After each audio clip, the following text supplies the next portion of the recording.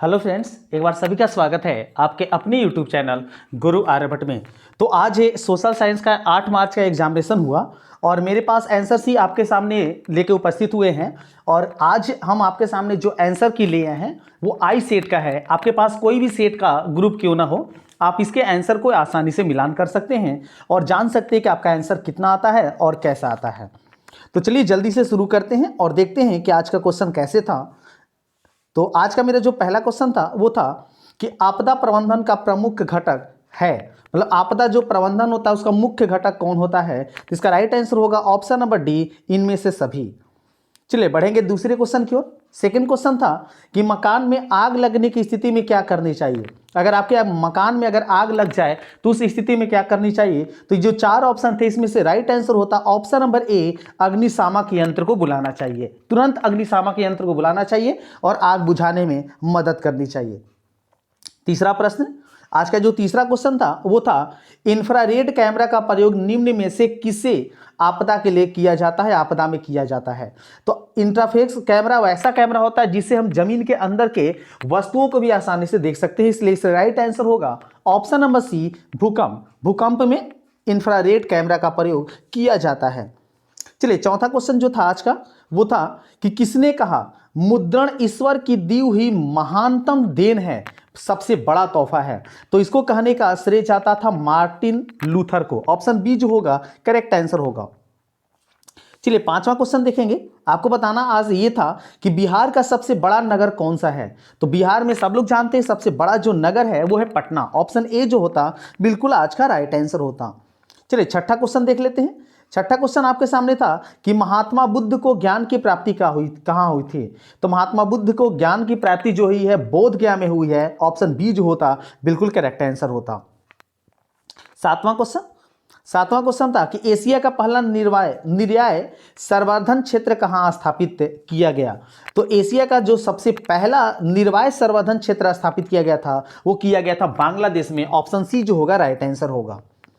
चलिए आठवां जानेंगे। आठवां था कि भारतीय डाक विभाग की स्थापना कब की गई थी। तो भारतीय डाक की जो स्थापना की गई है वो किया गया 1854 ईस्वी में। ऑप्शन बी जो होता करेक्ट आंसर होता। चलिए नवा देखेंगे। नवे क्वेश्चन में है कि महासागर की तली पर होने वाला कंपन का परिणाम क्या होता है। तो महासागर की जो तली होती है उसमें कंपन होता है तो वहां पर सुनामी उत्पन्न होता है, अर्थात ऑप्शन सी जो होगा इसका राइट आंसर होगा। हम आपको फिर से बता दें कि ये जो मेरे पास सेट है वो आई सेट है और इस चैनल पर जो भी आंसर बताए जाएंगे वो 100% शुद्ध और प्योर बताएंगे जाएंगे, ताकि आपको किसी प्रकार की कठिनाई इस चैनल पर न हो। और चैनल पर नए हो तो प्लीज़ चैनल को सब्सक्राइब कर लें और इस वीडियो को अधिक से अधिक दोस्तों में जरूर शेयर करें ताकि सभी लोग जल्दी से अपना आंसर मिलान कर सकें। 10वां क्वेश्चन था कि आर्थिक विकास का तीसरा क्षेत्र क्या है। तो आर्थिक विकास का जो तीसरा क्षेत्र होता है वो होता है सेवा। ऑप्शन डी जो होता है राइट आंसर होता। 11 जानेंगे। 11 क्वेश्चन था कि सुदूर संवेदी उपग्रह रिमोट सेंसिंग उपग्रह का प्रयोग कहां होता है। तो सब लोग अगर थोड़ा सा ध्यान देते हैं रिमोट सेंसिंग उपग्रह तो ये होता है दूरदर्शन के कार्यक्रमों में, अर्थात ऑप्शन डी जो होता करेक्ट आंसर होता। चलिए 12 देखिए। 12 क्वेश्चन था कि मानव जनित आपदा कौन है। तो सारे लोग जानते हैं मानव जनित, आज आतंकवाद से पूरा देश हम लड़ रहे हैं, पाकिस्तान और चीन हम पर हमला करने के कगार पर हैं। तो ये मानव जनित आपदा जो है वो आतंकवाद माना गया है। चलिए 13 देखेंगे। 13 क्वेश्चन हमारे पास था कि भारत में योजना आयोग का गठन कब किया गया था। तो भारत में योजना आयोग जो गठन हुआ था वो था 15 सितंबर 1950 को, अर्थात बी जो होता करेक्ट आंसर होता। 14 जानते हैं। 14 था कि भारत की वित्तीय राजधानी किस शहर को माना जाता है। तो भारत का जो वित्तीय राजधानी है वो मुंबई को माना जाएगा। ऑप्शन ए जो होगा करेक्ट आंसर होगा। 15 जानते हैं। 15 क्वेश्चन क्या था कि आर्थिक विकास संबंध है। तो आर्थिक विकास देखिए परिमाणात्मक परिवर्तन से भी संबंध है और गुणात्मक परिवर्तन से भी संबंध है, मतलब ए और बी जो दोनों आंसर होता, मतलब इसका राइट आंसर होता ऑप्शन नंबर सी, ए और बी दोनों। 16 में जानेंगे।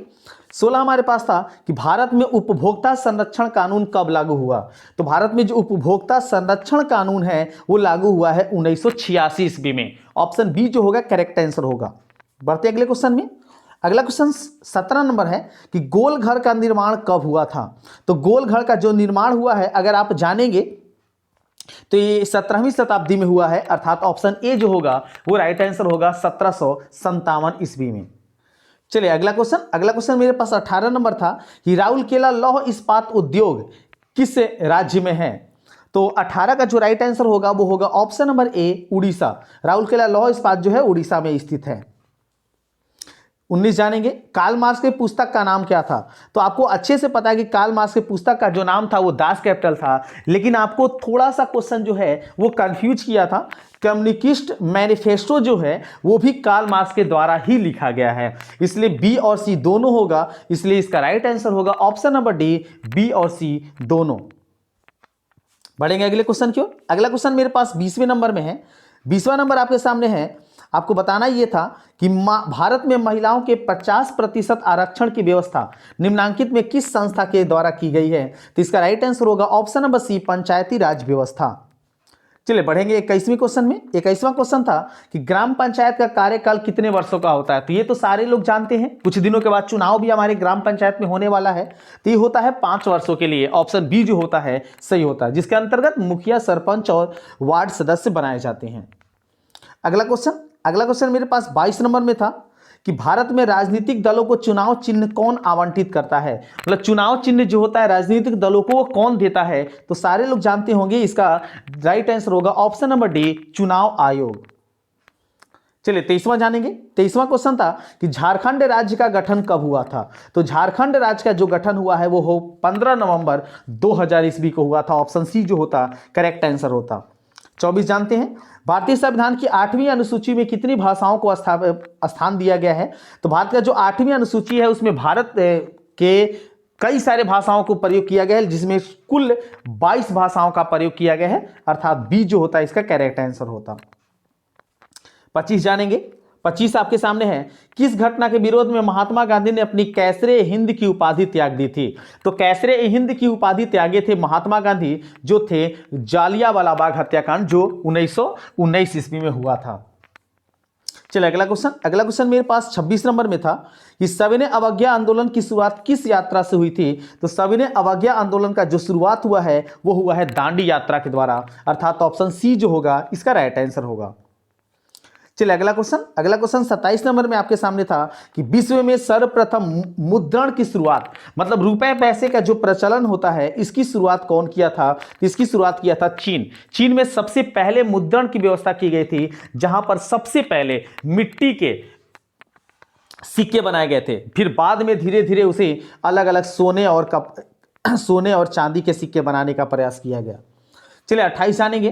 निम्नलिखित में कौन राष्ट्रीय दल नहीं है। तो राष्ट्रीय दलों की संख्या ऐसे जानेंगे तो टोटल 7 है हमारे देश में, लेकिन इसमें ये जो राष्ट्रीय जनता दल है लिखा हुआ भले राष्ट्रीय है, लेकिन ये राष्ट्रीय दल नहीं है। भारतीय जनता पार्टी, भारतीय राष्ट्रीय कांग्रेस और बहुजन समाज पार्टी, ये तीनों राष्ट्रीय दल हैं। तो इसका राइट आंसर होता 28 का, वो हो जाता ऑप्शन नंबर डी। चलिए बढ़ेंगे 29 नंबर क्वेश्चन की। 29 था कि भारत में गणतांत्रिक संविधान का अंग कब अंगीकार किया गया। तो ये तो सब लोग जानते होंगे, भारत में जो संविधान लागू हुआ है वो 26 जनवरी 1950 ईस्वी को लागू हुआ था। चलिए अगला क्वेश्चन जो 30 नंबर में था, आपको बताना था कि लोक जनशक्ति पार्टी का चुनाव चिन्ह क्या है। जो चिराग पासवान अभी चुनाव लड़े थे उन्हीं का पार्टी का नाम था लोक जनशक्ति पार्टी, जिसका चुनाव चिन्ह था बंगला, अर्थात ऑप्शन सी जो होगा करेक्ट आंसर होगा। 31 नंबर जानेंगे। 31 हमारे सामने था कि सरकार का कौन सा प्रकार सबसे अच्छा मान्य होता है। तो सरकार का प्रकार जो होता है वो सबसे अच्छा माना जाता है लोकतंत्र, जो भारत में लोकतंत्र की व्यवस्था की गई है।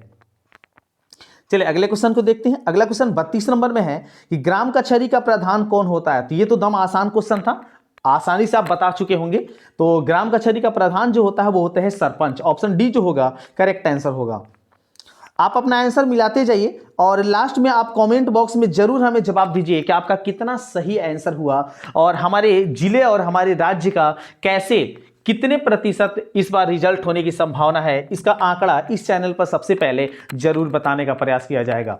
तो चैनल पर नए हो तो जरूर सब्सक्राइब कर लें और इसे अधिक से अधिक लोगों तक, अधिक से अधिक अपने दोस्तों तक पहुंचाने का कार्य करें। तो निम्नलिखित में कौन नई आर्थिक नीति का अंग नहीं है? नई आर्थिक नीति जो लेनिन के द्वारा 1921 ईस्वी में लागू की गई थी, उसका जो अंग नहीं था वो था राष्ट्रीयकरण। ऑप्शन सी जो होगा इसका राइट आंसर होगा। चलिए अगला क्वेश्चन 34 देखेंगे। 34 है, भारत में करेंसी नोट कौन जारी करता है? ये तो सब लोग जानते हैं, आरबीआई अर्थात reserve bank of India. Option C जो होता करेक्ट आंसर होता। 35 जानेंगे। 35 था, किसने कहा मुद्रा वह है जो मुद्रा का कार्य करती है? तो मुद्रा वह है जो मुद्रा का कार्य करती है, इसको कहने का श्रेय जाता है कोल वर्ण को। ऑप्शन ए जो होता करेक्ट आंसर होता।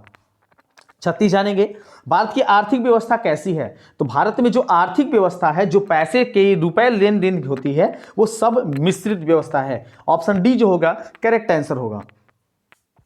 चलिए 37 जानेंगे। इसके बाद 37 हमारे सामने क्वेश्चन था, आपको बताना था कि विकासशील देशों में कार्यशील जनसंख्या अधिकांश संलग्न है।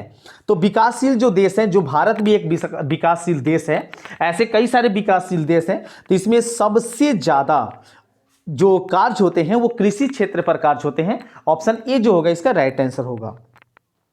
चलिए बढ़ेंगे अगले क्वेश्चन की ओर। 38 नंबर में था कि निम्न में कौन बहुराष्ट्रीय कंपनी है? आपको बताना था कि इसमें कौन सी बहुराष्ट्रीय कंपनी है, मतलब है भारत की कंपनी नहीं है, तो इसमें राइट आंसर होगा ऑप्शन नंबर डी, इनमें से सभी, अर्थात तीनों के तीनों ऑप्शन ये सही थे।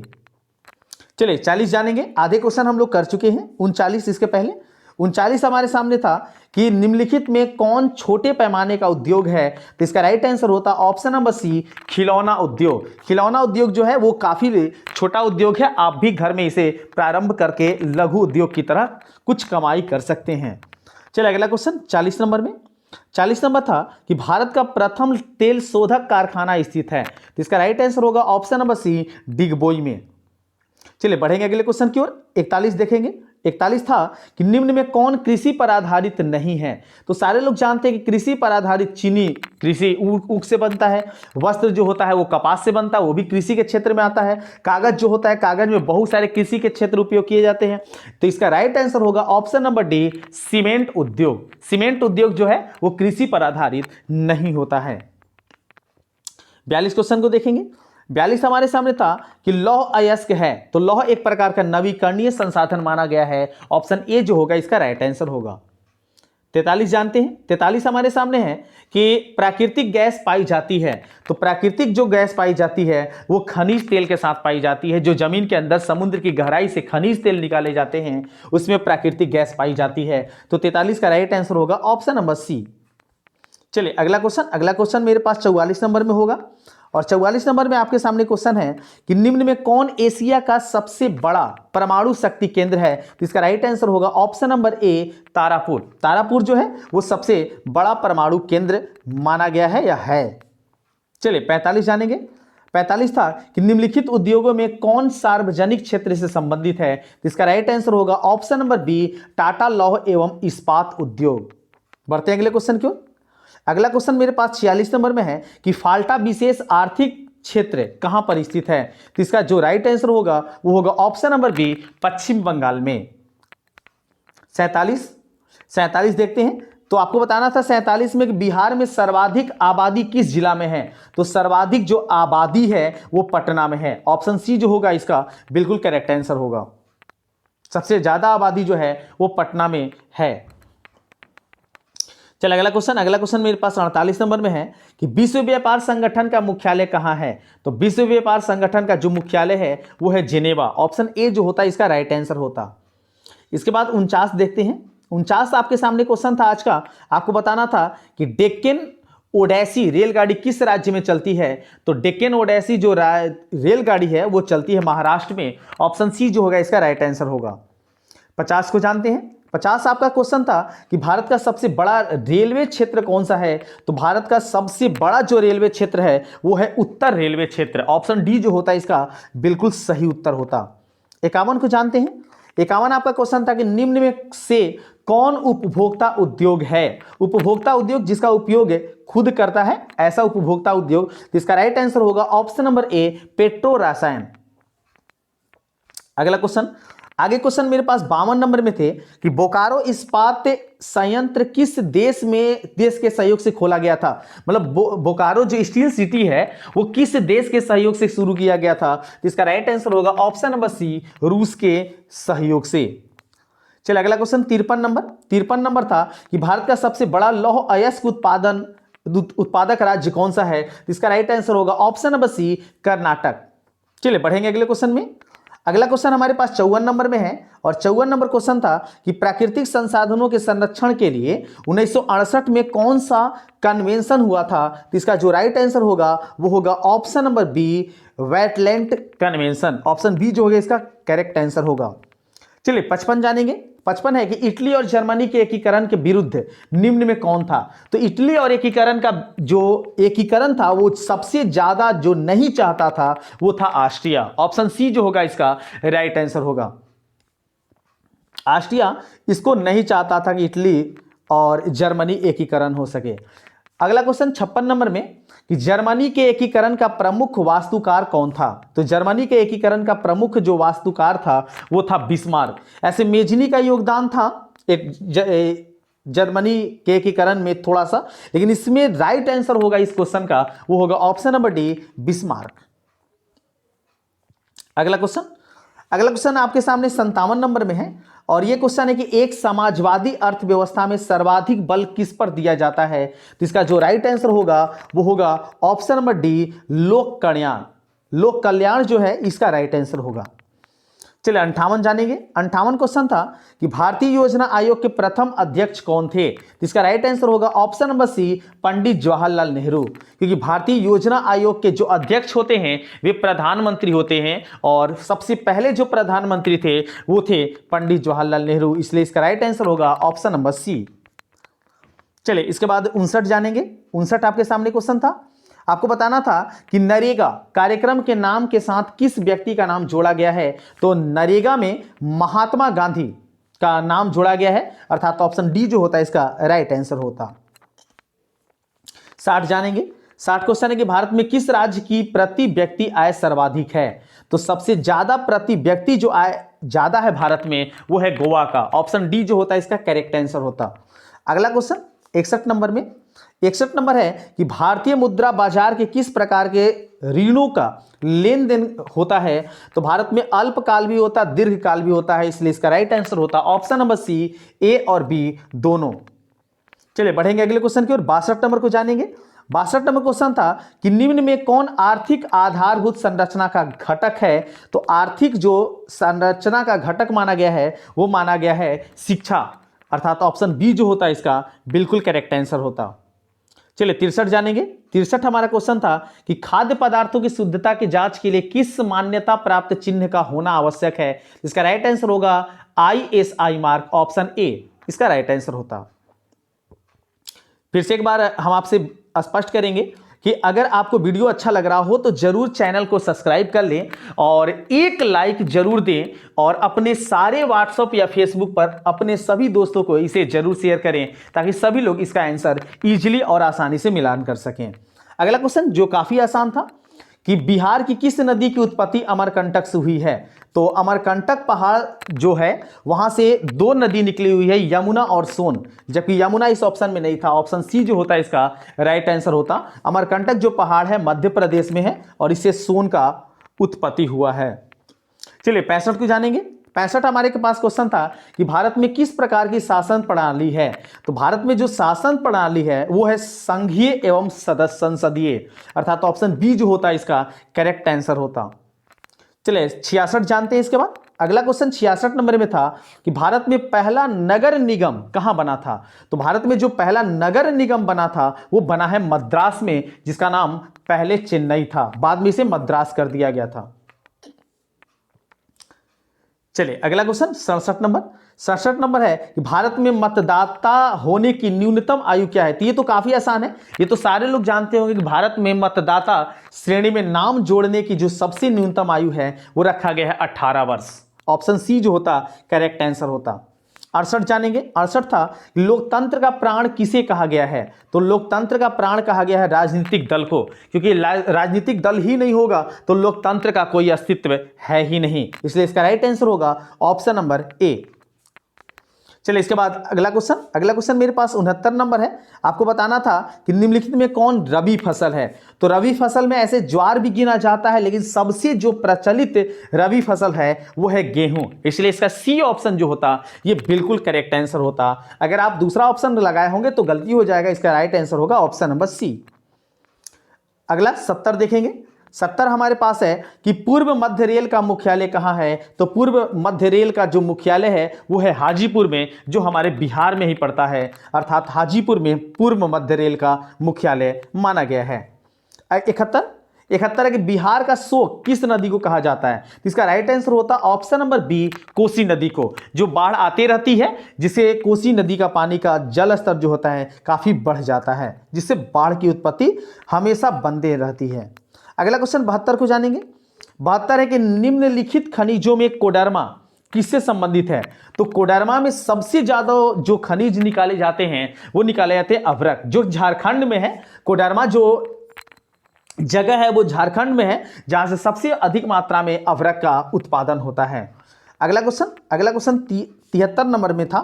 73 में था कि हिंद चीन में कोलोन किसे कहा जाता था?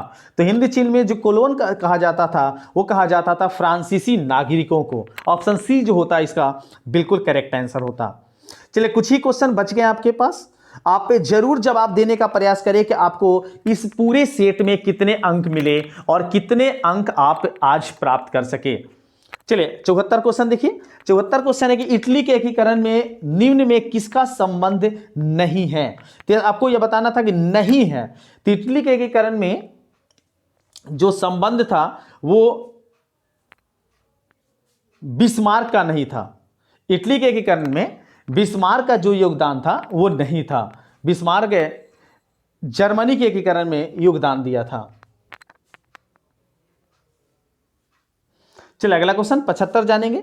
75 हमारे पास है युद्ध और शांति पुस्तक किसने लिखी थी? युद्ध और शांति पुस्तक जो लिखे थे उनका नाम था टॉल्स्टॉय। अर्थात ऑप्शन बी जो होता ये सही आंसर होता। चलिए 76 जानते हैं। 76 हमारे पास था कि विश्वव्यापी आर्थिक संकट किस वर्ष आरंभ हुआ था? तो ये आरंभ हुआ था 1929 ईस्वी में। इसका राइट आंसर होता ऑप्शन नंबर सी।